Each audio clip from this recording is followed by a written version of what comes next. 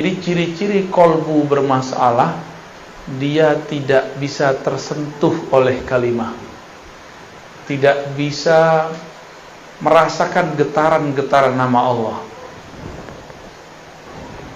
Itu namanya kolbu yang qasi, qaswah. Jadi kolbu kita ini kalau sudah keras, mirip kayak liver keras. Kolbu ada di antara genggaman-genggaman Allah, maka kolbu ini hanya bisa dikuasai oleh Allah. Jadi kita sendiri tidak bisa menguasai kolbu. Ka'bahnya jiwa adalah kolbu, Ka'bahnya kolbu adalah fuad. Ka'bahnya fuad bernama lub, Ka'bahnya lub bernama sir. Ka'bahnya sir, disitulah ilmu mengenai ruh Ahmad. Kalau kita belajar zikir, kolbunya dicuci dulu, dibersihkan dulu. Jangan kayak orang mau makan di dalam WC, pasti nggak mau makan dia.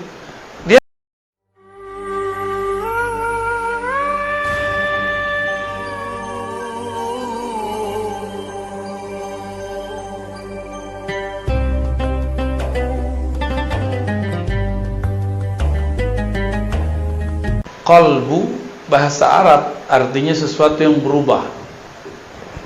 Satu. Arti keduanya, qalbu adalah sesuatu yang elastis. Apa arti elastis? Lentur. Itu maknanya. Berubah-ubah, elastis. Apabila qalbu mengalami suatu kerinduan sekarang, bisa jadi nanti tidak, gitu. Maka mumpung sedang rindu, sampaikan lafaz-lafaz kerinduan, salawat kepada baginda Rasulullah sallallahu alaihi wasallam. Kadang sholat nggak khusyuk, di saat sholat khusyuk, sholat selama-lamanya, karena mungkin itu tidak terulang lagi seumur hidup.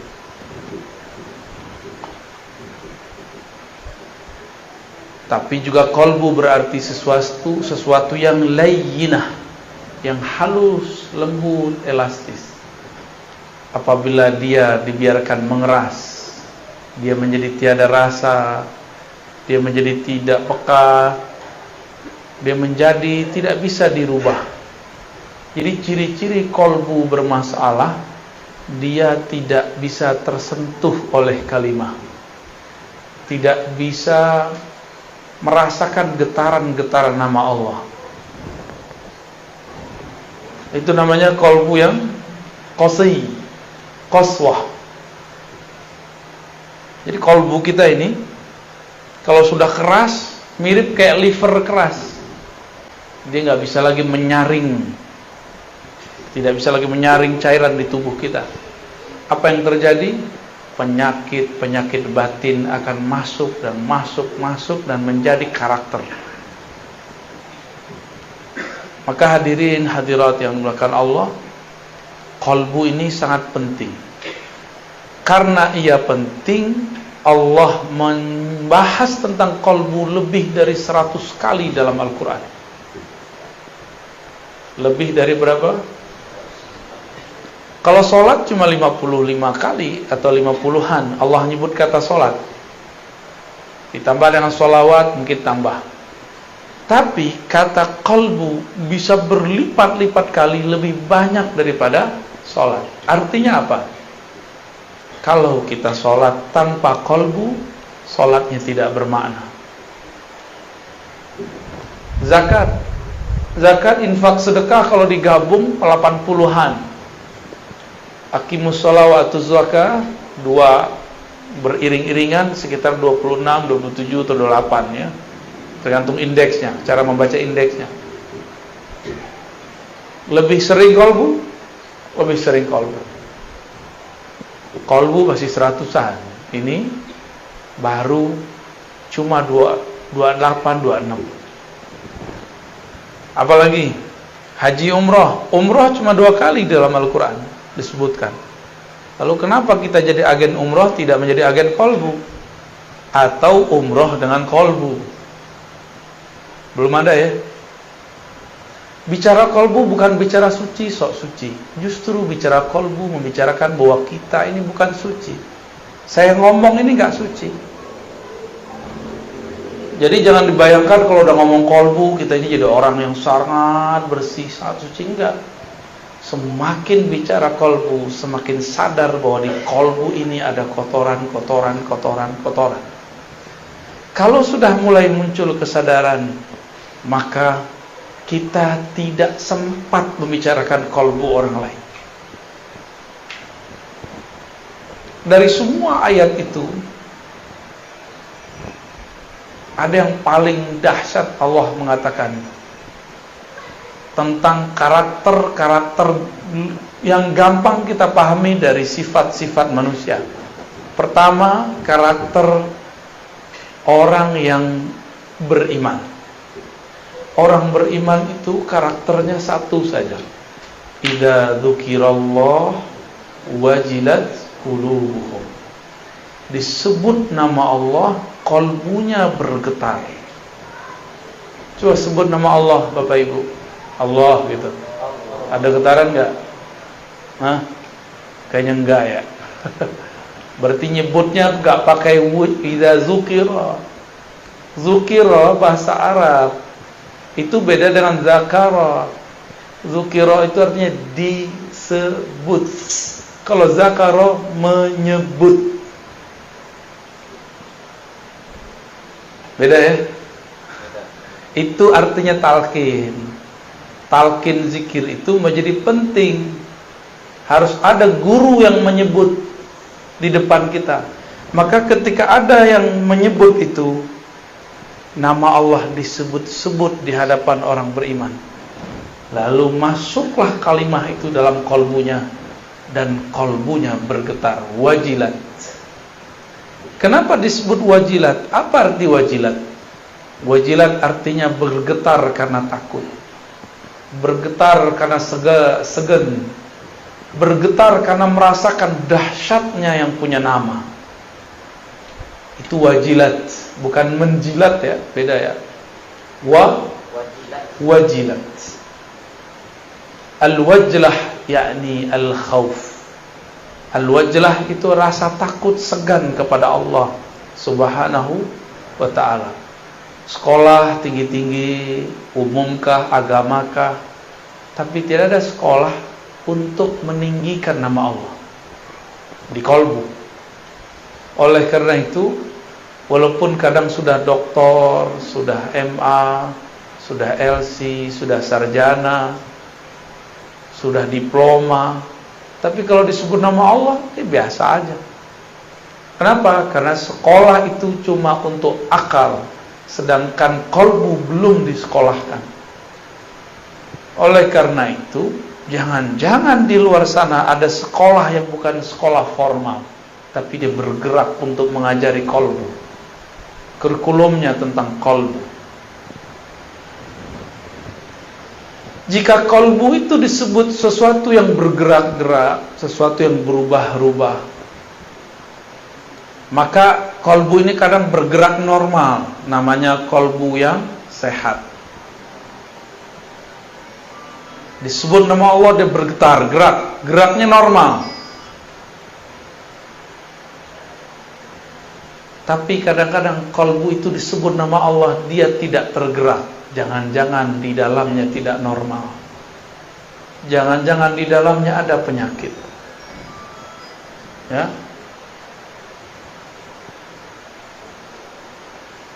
Dimatiin aja, Pak. Ya, dimatiin aja. Ya. Siap? Aman? Ya, fokus ya. Ini lagi ngomong kolbu, lagi genting ini ya. Kolbu itu bergerak cepat sekali, Pak. Bapak senang, saya sekarang bisa benci dalam sesaat. Bapak benci seseorang bisa senang dalam sesaat. Begitu cepat gerak di kolbu. Maka hati-hati bicara kolbu itu ya. Kolbu kalau sehat disebut nama Allah, dia bergetar. Tapi kalau tidak, dicurigai ada penyakit di dalamnya. Kalau ada penyakit, Lalu bagaimana caranya? Kebetulan ini ada Bu Dokter nih ya. Kalau kita sakit, menurut Bapak ini, secara agama wajib berobat gak? Sakit fisik? Wajib. Kalau sakit kolbu wajib berobat gak? Hah? Lebih wajib. Bener ya? Kalau sakit kolbu wajib gak berobat? Bener nih. Udah diobatin belum kolbunya? Sholatnya khusyuk gak? Kalau enggak berarti kolbunya ada masalah. Baca Qur'annya nikmat gak? Jangan-jangan di lisan kolbunya ada masalah. Ada sariawan. Baca la ilaha illallah nikmat gak? Atau cuma mengikuti tradisi? Dulu zikir la ilaha illallah, la ilaha illallah, la ilaha illallah. Itu sama kayak burung beo. Gak ada nikmatnya. Di sini makanan khasnya apa, Pak? Yang paling enak? Tempoyak. Duren yang sudah itu tuh. Yang sudah kematangan itu ya. Itu bahasa halusnya. Bahasa kasarnya yang sudah busuk. Tapi kalau diolah jadi enak ya. Oke. Bumbunya apa? Cabai, bawang, oke. Ada orang buat tempoyak tapi nggak pakai bumbu, gimana? Dia sebut ini tempoyak loh, tempoyak loh. Kiranya kawan belajar lewat YouTube, belajar lewat buku, begini cara buat tempoyak. Kita icip, rasanya nggak jelas. Dibilang tempoyak bau doyan busuk. Dibilang busuk, kok ada bawang-bawangnya, kok ada asam-asamnya. Kita nanya, ini siapa yang buat? Ternyata yang buat tidak pernah belajar kepada orang yang bisa membuat. Itulah nasib orang membicarakan agama, membicarakan ilmu kolbu, tapi tidak berguru kepada ahli kolbu. Dia berkata kepada orang, inilah agama, ternyata isinya tiada. Itu banyak hari ini. Itu banyak hari ini. Ingin menikmati la ilaha illallah, tapi tidak dengan teknik dan bumbu-bumbunya. Jadi bumbu la ilaha itu ada. Bumbunya istighfar. Penikmatnya apa? Yang bikin lezat, micin, tahu micin ya? MSG. Kalau kita masak tuh ada masako, apalagi tuh? Ajinomoto, jadi iklan ya. Itu bumbu-bumbu membuat nikmat. Sama-sama tempoyak, tapi jika bumbunya berbeda, yang buat berbeda, hasilnya beda. Oke, sekarang ada dua orang sama-sama pintar buat tempoyak, bumbunya sama, rasanya tetap beda? Tetap beda.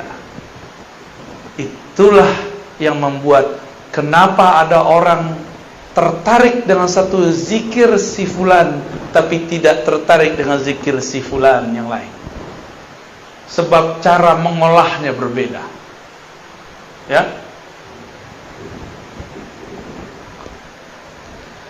Kolbu ini ia secara gerak digerakkan antara jari-jari Allah.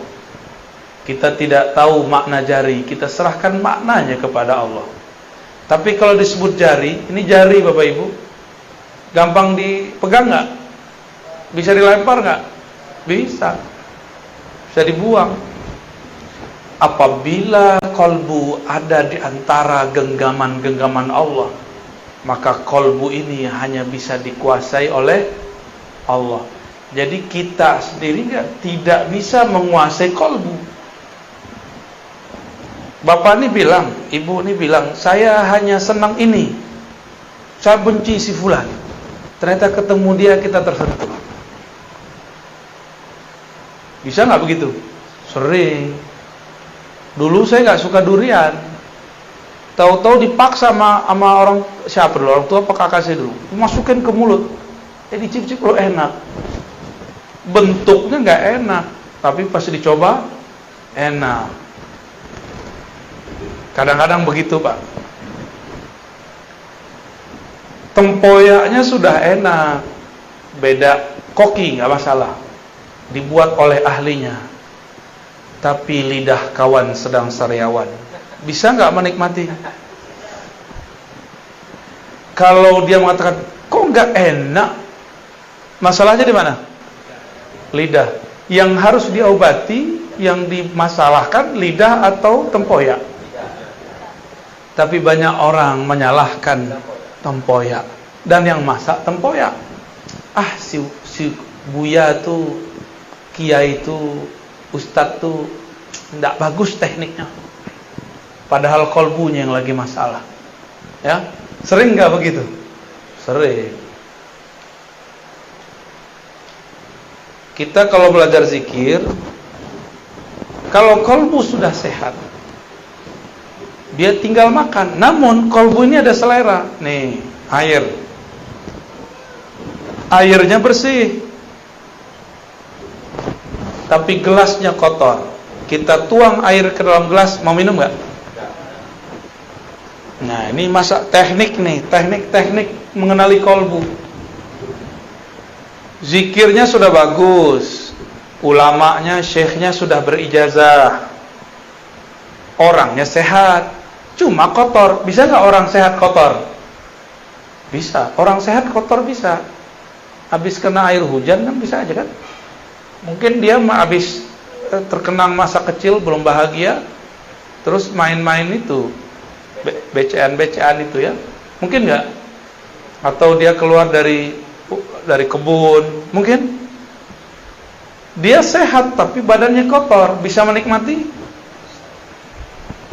Ada makanan tapi dibawa ke WC, bisa makan? Tuh, kira-kira begitu ilustrasinya. Jijik nggak?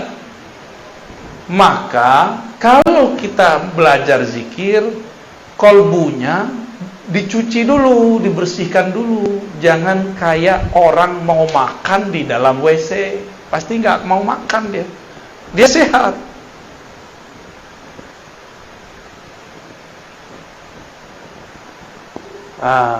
Airnya bersih, orangnya udah sehat, kolbunya udah sehat, tempatnya sehat. Yang menghidangkan jorok gimana? Hilang selera, ya. Maka yang menghidangkan pun juga harus punya adab. Walaupun dia tidak sakit, cuma jorok. Coba kalau dia batuk, kira-kira, wah jangan-jangan corona nih, ya. Atau cara megangnya, dipegangnya begini, nih, start. Gimana kalau begini? Nah, maka seorang yang mengajar pun dia punya adab. Dia punya adab. Paham ilustrasi begini? Paham analog begini? Berarti kalau ingin memanjakan kolbu, maka yang memanjakan kolbu, yang punya kolbu, dan kolbunya semuanya harus seirama. Jangan diajarkan di WC, jangan diajarkan di tengah keramaian, kecuali orang-orang keramaian itu sudah satu frekuensi. Jadi kalau kita jadi guru, jangan seneng dulu orang minta talqin, santai dulu, itu ujian, ya. Jangan senang dulu orang minta ilmu ini, minta ini. Tidak semua permintaan harus diberi. Tidak semua ilmu harus diceritakan. Tidak semua rahasia dapat dibuka. Banyak rahasia-rahasia yang harus disimpan. Namanya rahasia, kalau dibuka masih rahasia nggak? Kalau kita bagi-bagi permata di tepi jalan, dikira apa? Kaca. Betul ya? Dihargai nggak? Habis diambil mungkin dilempar. Sama, kalau orang obral talqin zikir, lama-lama dilempar. ditinggal. Itu kejadiannya zaman Nuh. Zaman kalau orang tidak memberikan penghargaan ke dalam kolbunya, itu yang terjadi. Maksud saya sederhana Bapak Ibu, kolbu ini spesial. Allah kalau ngajak ngobrol makhluknya, itu yang diajak ngobrol kolbunya. Allah apabila ingin menilai seseorang, yang dipandang kolbunya. Saya pakai baju begini nih, kan paling keren nih malam ini ya. Amin. Itu apakah kolbu saya paling keren? Belum tentu. Yang Allah pandang kolbu. Jika terbersit sedikit saja saya merasa lebih alim, Allah benci kepada saya. Karena Allah mengatakan, yang alim cuma aku, wahai Ar-Razi. Kenapa engkau pakai sifatku? Itu sifatku. Sifatmu adalah lahir sebagai orang bodoh. Akulah yang memberikan ilmu kepadamu.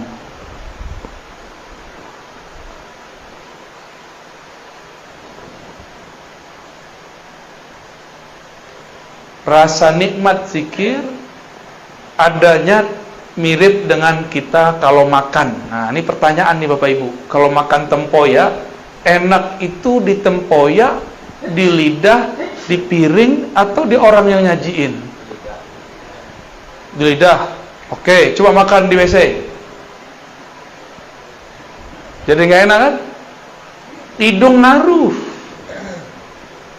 Tempoyaknya enak, tempatnya bersih, orang datang, makan semua. Mau nggak? Langsung berdiri kita, nggak jadi makan, ya.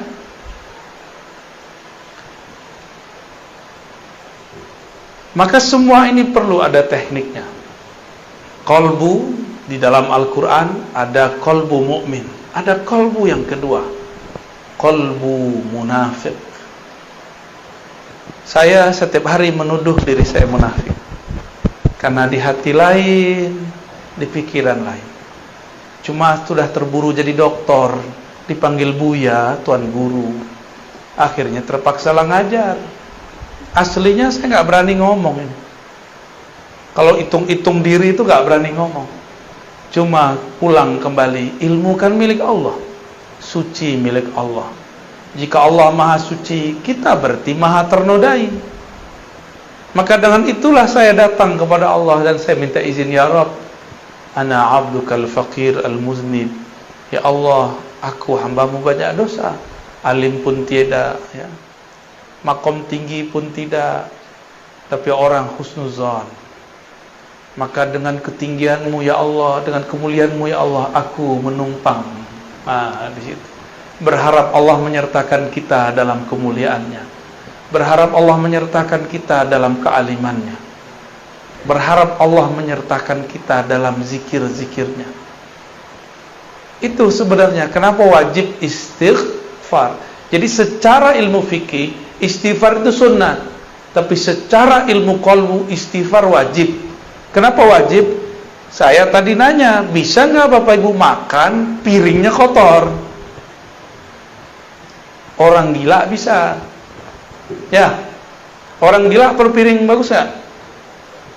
Tapi kalau orang waras, miskin pun dia, kita hidangkan makanan yang enak, tapi piringnya kotor, tersinggung nggak deh? Tersinggung, kecuali ente majnun, ya. In kunta majnunan fala ba'sa bih. Ya. Kolbu berpenyakit. Apa penyakit kolbu? Penyakit kolbu beda dengan penyakit badan. Kolbu itu penyakitnya dimulai dari penyakit iblis. Yang pertama kali punya penyakit adalah iblis. Ya. Nah, Bapak Ibu, kita kan bukan iblis. Kenapa disamakan dengan iblis? Ada rahasianya. Ruh itu suci enggak? Allah tiupkan ruh. Allah Ahad. Ini Allah Ahad nih. Meniupkan ruh. Ruh suci enggak? Suci ya. Lalu Allah tiupkan lewat malaikat ruh kepada badan.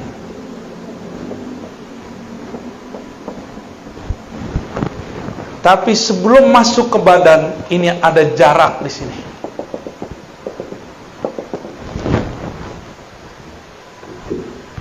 Di saat inilah kemudian di sini ada hijab-hijab. Dalamnya bukan main, tebalnya tiada terkira. Disinilah diuji ruh. Dia dicelupkan ke dalam syahwat. Ini syahwat namanya nih.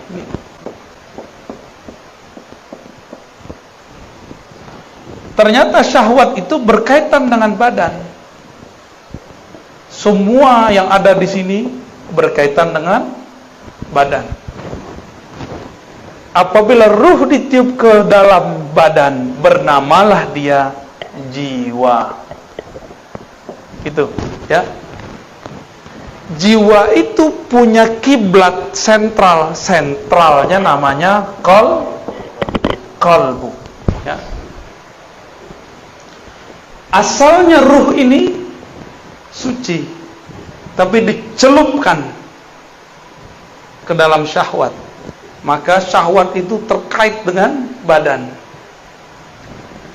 Ketika Allah tiupkan ke dalam tubuh ini, nyatu dengan otak. Di otak ada syahwat nggak? Keinginan rendah. Jadi syahwat bahasa Arab artinya keinginan rendah. Nyatu dengan mata. Di mata ada syahwat. Mata senang lihat yang jelek atau yang cantik, yang gagah, yang indah. Indah itu apa? Ya.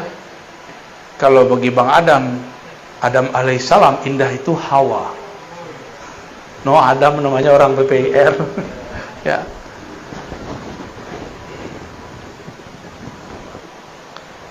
Mata itu diberikan syahwat. Dia senang melihat yang bening-bening, yang indah-indah, yang hijau-hijau.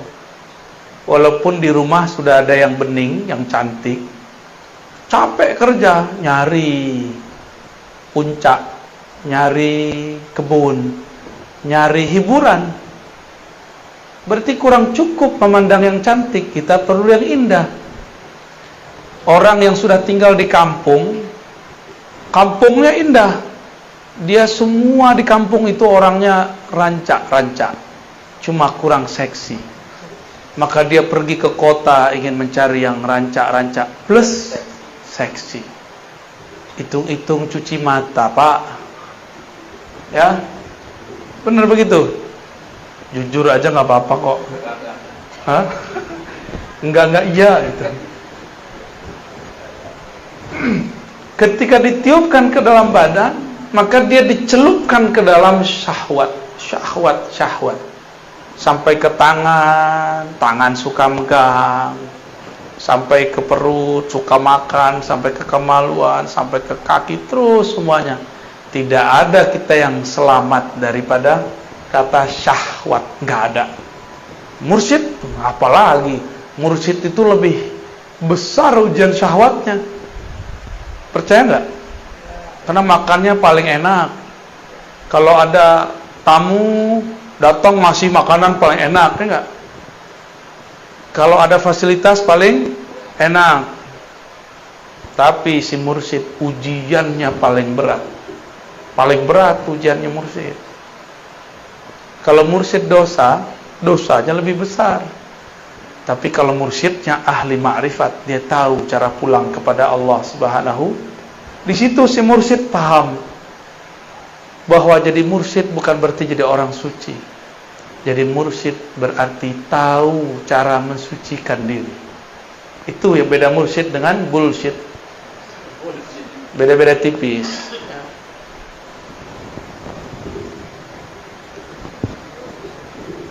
Ketika tubuh membalut ruh, maka tubuh punya energi nafsiyah atau jiwa yang membuat dia masih terhubung dengan ruh ini, itu qalbunya. Karena ini adalah hembusan Allah. Allah memandang dari ruh ini kemana? Dipandangnya kepada qalbu. Jadi dekat nggak antara ruh dengan kolbu? Dekat sekali. Karena kolbu itu ada karena ruh. Jika Allah menurunkan ilmu lewat ini, itu namanya laduni. Tapi kalau Bapak Ibu belajar, si badan nih diajak belajar nih. Belajar sama seseorang, cari guru. Kalau dapat ilmu namanya futuh. Apa namanya? Apa arti futuh? Terbuka. Supaya mengenal Allah. Tapi kalau ruh, gurunya langsung Allah Ahad, disebut laduni. Itulah ilmunya Nabi. Maka saya sering nanya, Jibril itu gurunya Nabi Muhammad atau muridnya Nabi Muhammad? Banyak orang salah di situ, keliru. Dikira Jibril itu adalah gurunya Nabi Muhammad. Padahal Jibril itu dapat energi dan dipasangkan kepadanya jubah-jubah pemimpin malaikat setelah dia berselawat ke Nabi Muhammad. Nabi Muhammadnya belum lahir, sebagai bin Abdullah. Tapi Muhammadnya sudah ada belum? Ruh pertama yang Allah tiupkan namanya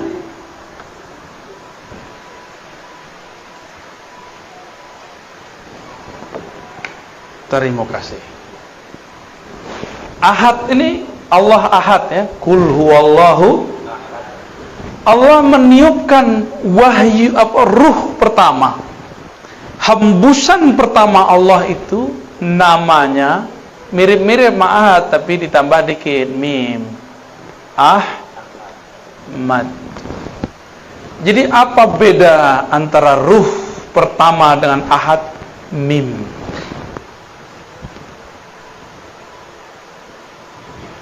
Saat Allah menghembuskan, hembusannya itu berbunyi Ahmad.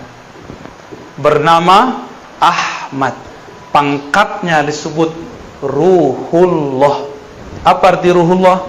Hembusan Allah. Coba menghembus Pak. Gitu. Hembusan kita enggak? Atau beda? Coba ambil misalnya plastik. Kita pindah ke dalam nggak? Paham? Ini yang tidak dipahami oleh kelompok kebatinan yang kegeeran jadi Tuhan, jadi Allah. Paham? Ini ilmu awalnya benar. Di dalam diri kita ada hembusan Allah. Betul. Tapi hembusan bukan Allah. Ahmad laisa bi ahad. Ahmad itu ya Ahmad, hembusan ya hembusan. Cuma kawan sudah GR jadi Allah. Zat aku, zat Allah. Sifat aku, sifat Allah. Namaku, nama Allah. Fi'ilku, fi'il Allah. Tapi kalau lapar makan nasi juga. Kalau lagi puyeng minta kawin, berarti belum. Masa Allah lapar ya enggak? Masa Allah minta kawin? Kan dalam Allah ini tidak perlu sahibah. Sahibah itu artinya pasangan. Allah itu enggak perlu anak bini. Ini teguran keras nih bagi yang berzikir, berkalam, bermakrifat dengan makrifat iblis. Awalnya sudah benar bahwa di dalam diri kita ada tiupan Allah. Betul Bapak Ibu, tapi di dalam diri kita bukan Ahmad. Di dalam diri kita adalah pecahan-pecahannya, percikan-percikannya. Ahmad ini tiupannya. Allah pandang Ahmad, maka memancarlah dari Ahmad itu cahaya. Memancar cahaya. Cahaya itu bahasa Arabnya nur. Apa? Nurnya bernama Muhammad.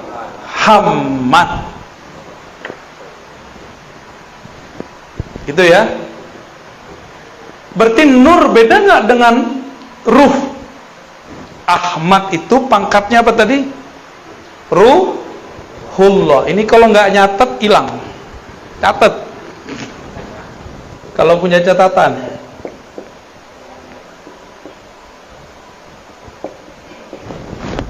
Kalau nggak terpulang catat ya. Masih saya ingat nggak? Waduh, buka YouTube. Antum cerdas juga ya. Aneh, gaptek juga lupa kalau ada YouTube. Ahmad ini apa pangkatnya? Ruh, dan dia satu. Dari ruh inilah kemudian menyebar nur. Nur ini kemudian kita sebut Nur Muhammad. Dari ruh itulah kemudian terpercik hembusan-hembusan kecil. Itulah jadinya kita. Maka kita ini bersumber dari Ahmad. Maka Ahmad ini ada sebutannya biar faham. Kalau kita keluar dari perut seseorang, yang mengeluarkan namanya apa? Ibu. Ibu apa batu? Ibu. Beneran. Itu istilah aja ya. Ahmad ini disebut dengan ummur ruh atau ummul arwah. Ibunya ruh. Bukan berarti dia melahirkan, bukan. Ini istilah aja. Bahwa ruh bersumber dari bukan dari ahad. Jangan GR ya. Jangan GR dulu. Kawan udah GR, dalam diriku ada ahad. Ya, cemen. Gak ngerti makrifat namanya. Sok terlalu nafsu mau jadi fana dan baqo dalam Allah Subhanahu wa ta'ala. Belum, masih jauh perjalanannya. Ini perjalanan yang disebut innalillahi wa inna ilaihi. Jadi berpulang kepada Allah harus paham ini. Inilah yang ada di kolbu Nabi Muhammad sallallahu alaihi wasallam.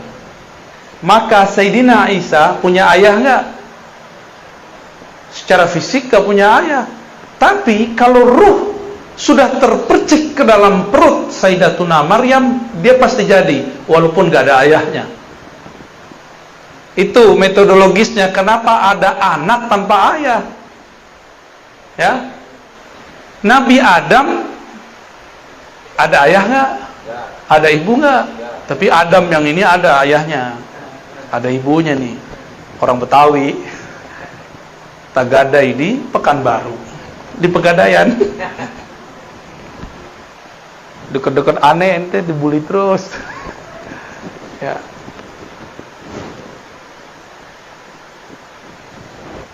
Percikan ruh Ahmad itu yang intinya setelah Allah genggam beberapa bagian tanah, lalu Allah pindahkan salah satu bagian daripada inti Ahmad yang disebut Nur Muhammad kepada tanah tadi. Jadilah dia Adam. Apa yang dibaca dalam itu? Kun. Ya, itulah kenapa ada orang muncul di dunia tanpa ayah, tanpa ibu. Itu sejarahnya. Secara metodologinya begitu.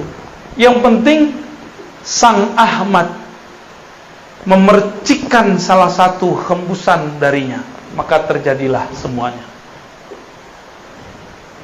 Paham ya? Paham gak? Dari Nur Muhammad ini tubuh kita ada, kolbu kita zahir. Dari ruh Ahmad itu, ruh kita sekarang bisa mendengar, bisa melihat, membuat bapak ibu mau mengejar suatu pengetahuan meskipun jaraknya jauh. Itu karena si ruh ini.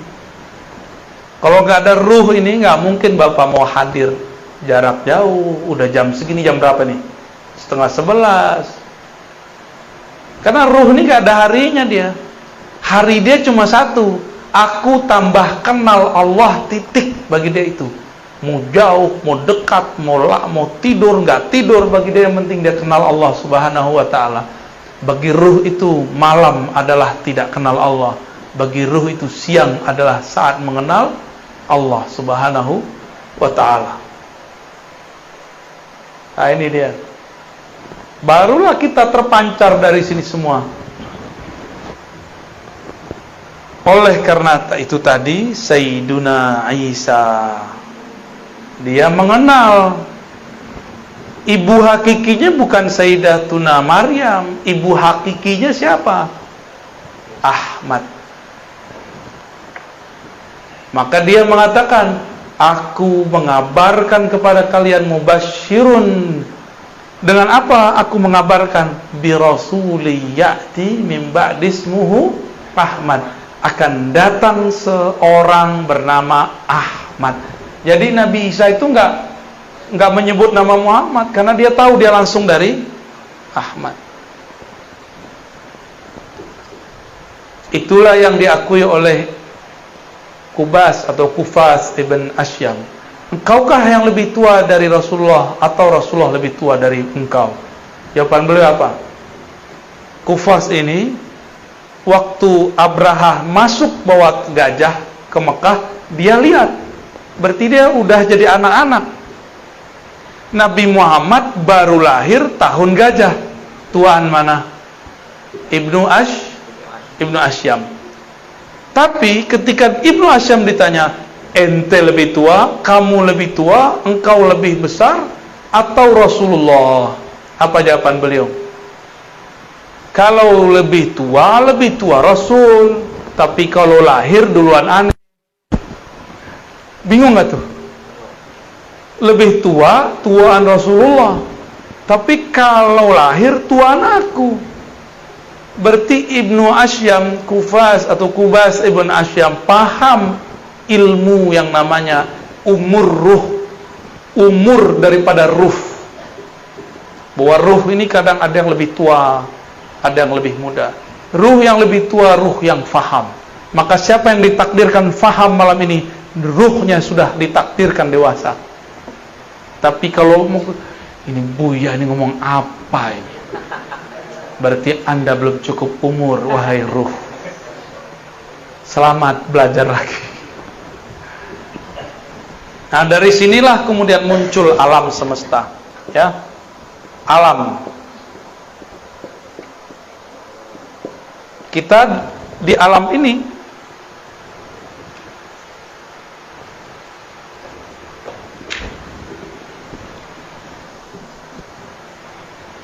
tapi sebelum sampai ke alam Nur Muhammad ini kan ada pancaran nurnya ya. Berapa banyak pancaran itu? Jumlahnya ada sekitar 124.000. Jadi pancarannya 1, 2, 3, 4. Kalau dihitung 124.000. Ini di alam nur loh ya. Ini di alam nur. Ketika nur itu ditiupkan bersama ruh. Jadi nur itu adalah wadahnya ruh. Ruh itu dibawa. Nah, kalau kita tiup udara kita ruh. Balonnya itu nur. Paham? Ya. Kalau balonnya warna merah, kelihatan hebusannya warna merah. Kalau dia warna hitam, dikira orang warna hitam. Kayak gitu aja modelnya. Apabila 124.000 ini dia muncul di dunia, dia menjadi nabi atau wali. Oleh karenanya jumlah nabi berapa? 25 itu yang ditulis di Quran, yang wajib diketahui. Berapa jumlahnya? Itulah sejarah. Jadi apa yang terjadi di dunia sekarang bukanlah kejadian yang terjadi semata-mata kebetulan. Dia semuanya mengulang yang terjadi di sana. Kalau ruh kita dulu itu, jadi ketika ini ruh terpancar, maka dia berkeliling. Jadi tadi nur ini berkeliling ini. Mirip dengan tawafnya manusia tawaf di Ka'bah. Ini Ka'bah nih, ya. Anggap aja ini benar ya. Kita tawaf ke kiri apa ke kanan? Berapa kali? Berapa kali? 7 kali. Ka'bahnya fisik itu dia di Mekah. Ka'bahnya jiwa adalah kolbu. Ka'bahnya kolbu adalah fuad. Ka'bahnya fuad bernama lub. Ka'bahnya lub bernama sir. Ka'bahnya sir, disitulah ilmu mengenai ruh Ahmad. Silakan pusing. Jadi dulu nih muter nih. Ada yang dia jauh, tiba-tiba dia mendekat. Maka lahir di dunia. Dia lahir sebagai orang kafir, terus mu'alaf. Ada yang lahir sebagai muslim, tiba-tiba keluar dari barisan, berarti dia besok lahirnya murtad. Gitu. Terus sejarah orang murtad secara ilmu hakikat ya. Orang-orang yang di sini yang dekat, yang bisa menyentuh Ka'bah rohani yang bernama Ahmad. Ini Ahmad namanya. Ya. Jika nur kita, ruh kita dulu sempat memeluk, mencium Ka'bah bernama Ahmad, maka lahir 2 aja. Jadi habaib atau jadi ulama. Udah aja. Ustaz, saya bukan habib, bukan ulama. Terus gimana? Emang antum bisa protes? Kok nggak lahir sebagai habib? Bisa nggak? Kan nggak bisa. Kenapa saya bisa ngerti baca kitab, antum nggak bisa ngerti? Ya itulah takdir, bro. Itulah takdirmu, nak. Nggak juga begitu ya. Itu ngulang-ngulang aja. Yang sudah haji umroh, kalau kita tambah dekat ke Ka'bah, muternya tambah cepat atau tambah lama? Jadi orang yang muter di sini, dia baru separuh, kita udah selesai 7. Ya, kalau kita di situ. Semakin mendekat kepada sumbernya, semakin cepat, semakin asik. Lelah pun tiada terasa. Jadi ini perputarannya panjang nih, lama. Hitungannya puluhan ribu, mungkin puluhan juta tahun kalau dihitung di dunia. Jadilah kita sekarang nih. Jadi kalau ada orang sekarang dia menyesalkan dirinya, bunuh diri, itu orang gak paham itu. Kalau dia muncul di sini, itu anugerah besar. Ya. Pasang alarm, tadi katanya jam 11. Tahu-tahu dirubah, nasih mansuh. Padahal jarang pegang. Saya handphone itu yang penting bagi saya alarm. Ya. Kalau Bapak Ibu untuk apa? Komunikasi. Waduh, canggih ya. Ada nggak handphone to Allah? Boleh dihapus, Pak? Ya, silakan dihapus. Berkah antum bahas ya.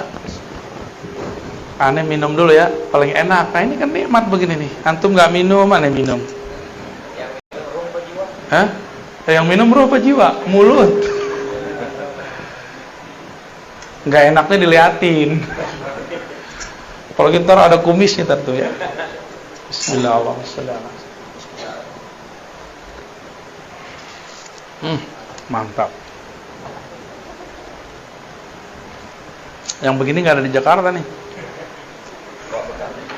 Kayaknya harus dibungkus banyak. Nggak suruh datang lagi. Yang buat abang aneh.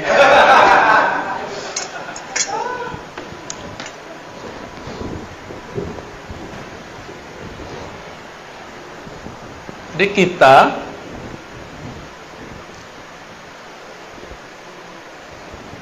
yang ada ini, kalau ada nur Muhammad yang asli di dalam, bukan bayangan nur, bukan pantulan nur, pasti mencari ilmu tentang ini. Maka saya berhusnuzon yang hadir ini di dalamnya ada percikan nur itu. Amin. Alhamdulillah. Apa kata Nabi? Allahumma ja'alni nura. Ya Allah, jadikan aku adalah nur. Padahal beliau memang sudah nur. Ibu Rasulullah mengatakan, ketika engkau lahir, hai Muhammad, aku melihat nur. Jadi Nabi Muhammad lahir, mohon maaf nih Bu Dokter, percaya apa enggak ya, waktu lahir Aminah tidak melihat darah, yang dia lihat cahaya. Ada nggak makhluk begitu? Ya ada. Maka saya sering nanya nih, Nabi Muhammad nama Nabi Isa. Nabi Muhammad dan Nabi Isa, muliaan mana? Nabi Muhammad lebih mulia atau Nabi Isa? Nabi Isa punya ibu siapa? Maryam. M. Nabi Muhammad punya ibu namanya Aminah. Nabi Isa dimanjakan ibunya karena ibunya mengandung Nabi Isa. Gimana cara Allah memanjakannya? Ini mohon maaf nih Pak Pamir Halim, kalau Bu Dokter dulu lagi ngidam dicariin nggak? Cariin ya. Hujan aja dicariin. Di ujung negeri aja dicariin. Maryam, Sayyidatuna Maryam lagi ngidam. Ngidam buah apel, ngidam buah anggur. Suami nggak punya. Yang tanggung jawab siapa? Maka Allah utuslah Jibril. Jibril, ambil buah-buah surga terbaik, berikan kepada kekasihku Maryam. Dia sedang mengandung kekasihku Isa. Maka ketika Sayyiduna Zakaria masuk ke mihrab, ke kamarnya Maryam, dia heran. Belum hamil tuh, belum hamil. Apalagi setelah hamil. Belum hamil, dia mau apa dikasih, disiapin biar rahimnya bersih, biar rahimnya tercipta, terbuat, tersusun dari nutrisi-nutrisi surga. Ditanya sama Nabi Zakaria, anna laki hadza, wahai anakku, kira-kira begitu, anak ponakan maksudnya ya, dari mana engkau memperoleh buah-buah ini? Apa jawabannya? Dari sisi Allah Subhanahu wa ta'ala, maksudnya dari sorga. Jika Sayyidatuna Maryam dimanjakan Allah, disiapkan untuk mengemban, untuk menyimpan di perutnya Nabi Isa, apalagi setelah hamil. Kira-kira Allah mungkin nggak memperlakukan lebih sempurna kepada Aminah? Mungkin itu wajib. Kalau versi saya wajib. Muliaan Nabi Isa atau Nabi Muhammad? Beneran? Ya. Kalau Nabi Isa dipersiapkan ibunya dengan makanan-makanan surga, kira-kira Aminah gimana? Lebih dahsyat lagi. Lebih dahsyat lagi. Itu maksud saya. Cuma riwayat-riwayatnya memang banyak yang kemudian tidak terekap dalam kitab-kitab hadis. Hanya direkap oleh sebagian ulama sirah nabawiyah. Tapi lumayan itu membantu. Malam pertama Maryam, Aminah hamil, langsung didatangi oleh Sayyidina Jibril. Apa kata Jibril? Wahai Aminah, yang engkau kandung itu bukan Isa, Nabi Bani Israel, bukan Musa, bukan Ismail.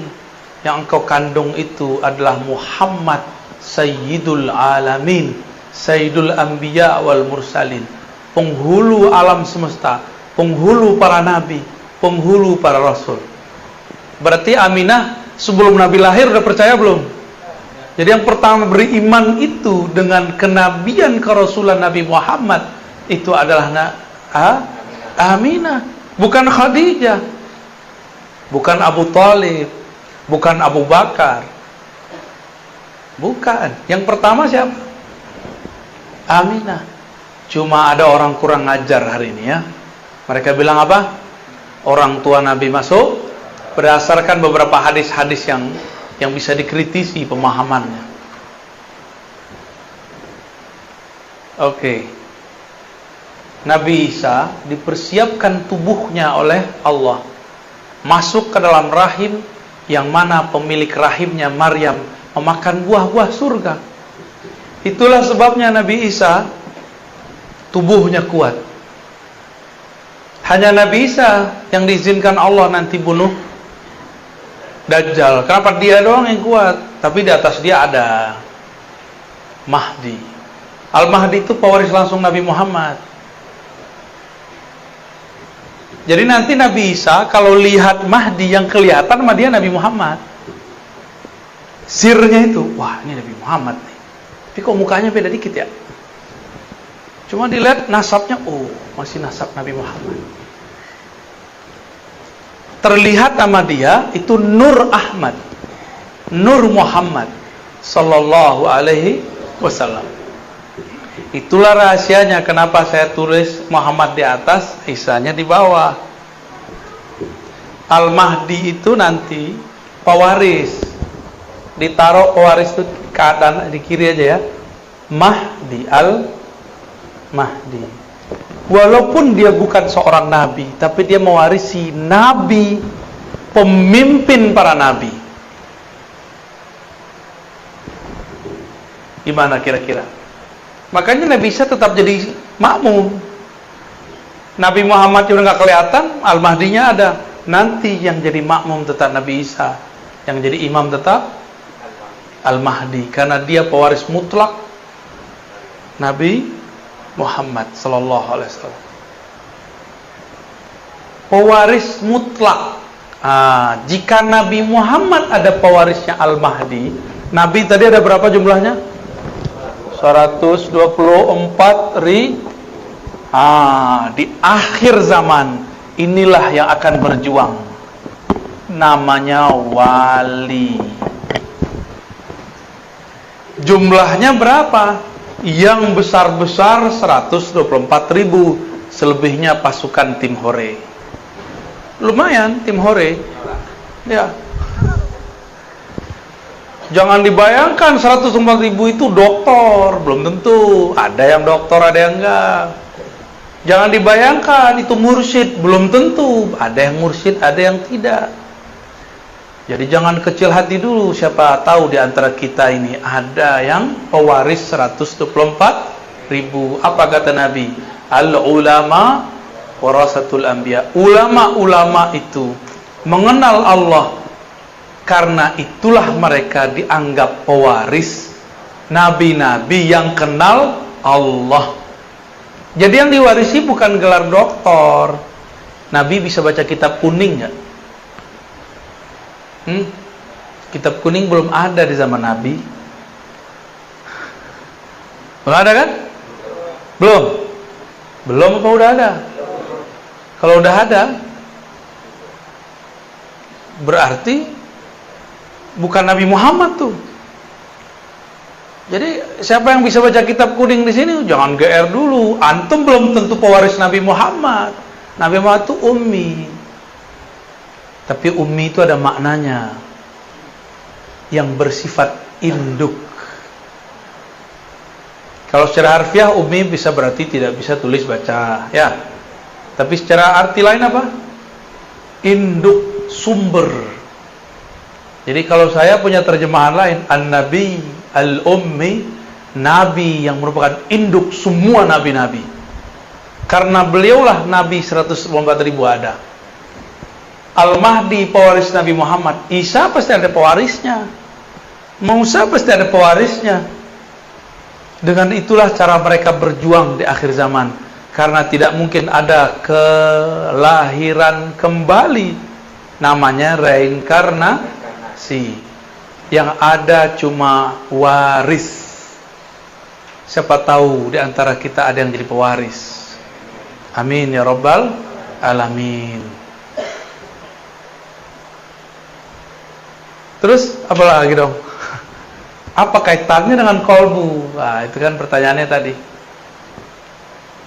Ilmu ini bukan lagi ilmu kolbu, tapi sudah ilmu ruh. Sumber ma'rifatnya Kolbu. Kolbu itu dia punya ma'rifat dua aja. Dari Allah pasti lewat ruh, dari selain Allah pasti lewat akal dan panca indera. Baca kitab lewat panca indera nggak? Baca, maka belum tentu orang yang bisa baca kitab jadi orang alim. Siapa tahu jadi sombong.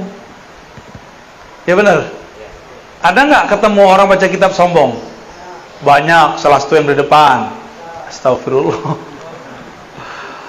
Kalau ada sombong, antum sombong.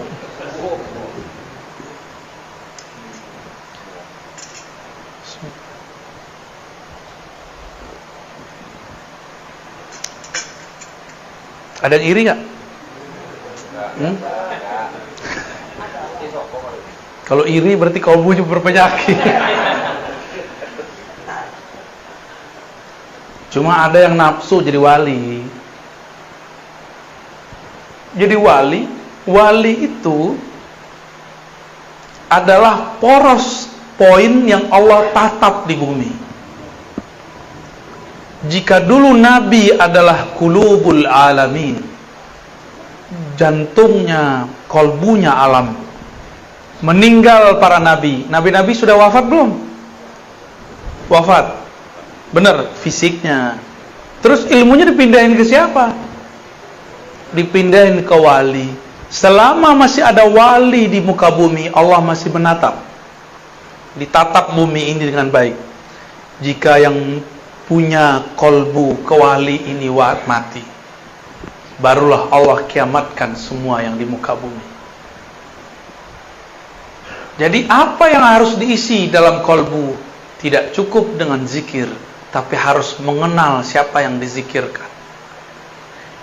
Maka orang yang kenal siapa yang dia zikirkan, sekali dia sebut namanya, itu sama dengan 70.000 kali orang tidak mengenal namanya berzikir. Makanya wali-wali itu santai. Udah nggak banyak suluk dia. Tapi kan kita belum sepaham, belum setingkat mereka. Ya udah kita suluk aja dulu. Ya, riyadhah aja dulu, zikir aja dulu. Siapa tahu nanti diangkat Allah. Tapi teman-teman sahabat yang makan Allah, kalau cuma mengandalkan zikir, saya udah berkali-kali katakan, Iblis dulu pangkatnya Azazil telah berzikir 80.000 tahun di surga. Jadi wali enggak? Enggak. Kasyaf? Enggak. Dia bisa melihat surga, tapi dia tidak bisa menatap aras. Nabi Adam baru dicipta, masih bau ingus, anak ingusan, baru kemarin sore masuk surga. Tapi di dalam qalbu Nabi Adam ada nur Muhammad. Maka nur itu, kalau ada nur bisa lihat sesuatu enggak? Nah, inilah yang disebut nur. Orang kalau ada nur di qalbunya, dia bisa menatap ada objek kebenaran dimanapun ada.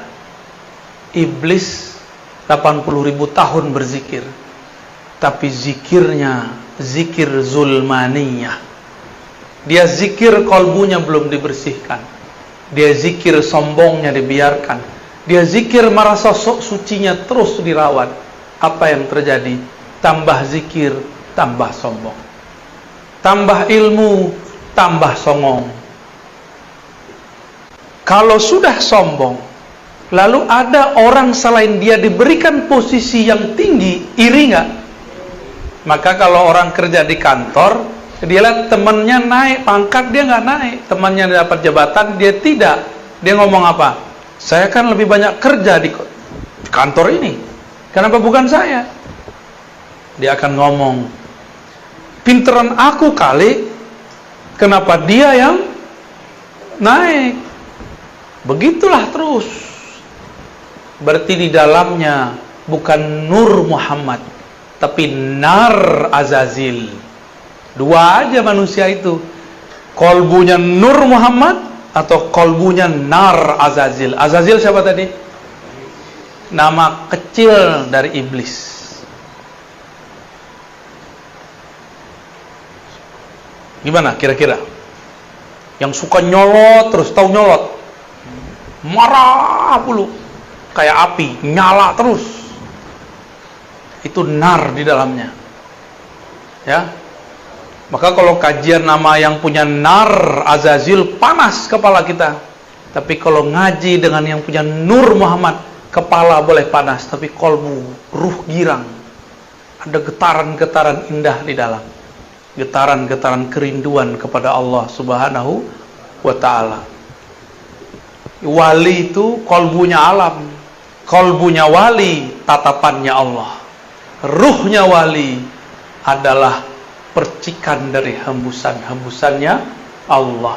Maka jika si wali ini punya kolbu, dia kenal siapa yang dia sebut. Sama seperti yang dikatakan dalam hadis. Ini penutup kajian kita. Apa kata Nabi?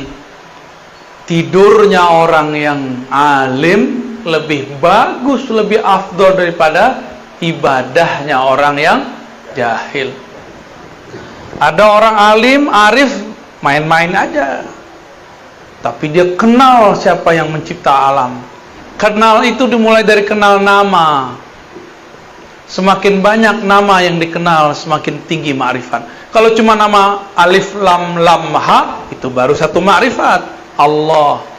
Harus kenal lagi Ar-Rahman. Harus kenal lagi Ar-Rahim. Harus kenal Miminal 99. Baru namanya ma'rifatul asma. Baru satu nama diajarin guru, udah merasa alim aja.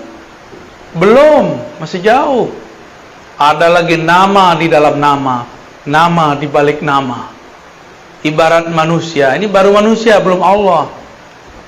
Bang Adam ini di sini namanya Bang Adam. Di tempat kerja manajer. Di rumah Abi atau Babi? Hah? Abi ya? Bab Abah. Oh. Maaf Bang ya. Semoga kamu sakit hati Bang. Nanti aku obati Bang. Karena dia orang Betawi, masa kecil panggil Tong. Bukan tong sampah, bukan. Tong.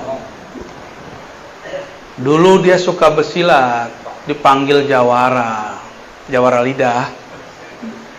Pinter ngomong, panggil lidah. Di organisasi pangkatnya tinggi, dipanggil ketua. Tuh banyak nama nggak? Kalau saya kenal semua sudut itu, berarti saya kenal dengan orang namanya Adam. Kalau baru tahu namanya Adam, berarti pengenalannya baru satu arah. Paham analognya? Jadi Bapak Ibu, ilmu yang kita dapat sekarang baru sedikit dari yang sedikit.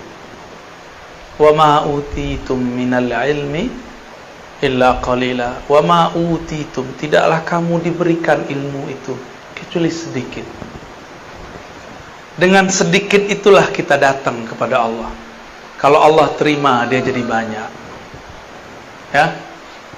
Maka Bapak Ibu yang makan Allah, saya yang jahil ini, saya yang banyak dosa ini, meminta kepada Allah supaya Allah ampuni dosa saya dan kita semua. Saya yang jahil ini, yang tidak punya ilmu ini, meminta kepada Allah, semoga semua yang hadir Allah jadikan arif billah, kenal kepada Allah. Nggak kenal sekarang, semoga kenal sesaat sebelum wafat. Tidak kenal sesaat sebelum wafat, semoga diberi syafaat di saat ditanya oleh Munkar dan Nakir. Enggak juga dapat syafaat ma'rifat di sana, semoga Allah berikan syafaat saat dibangkitkan. Enggak juga semoga dapat syafaat ketika dihisab, ketika ditimbang. Enggak juga semoga Allah kasih syafaat ketika jalan melintasi sirat al-mustaqim, as-sirat. Allahumma amin ya rabbal alamin. Al-Fatihah.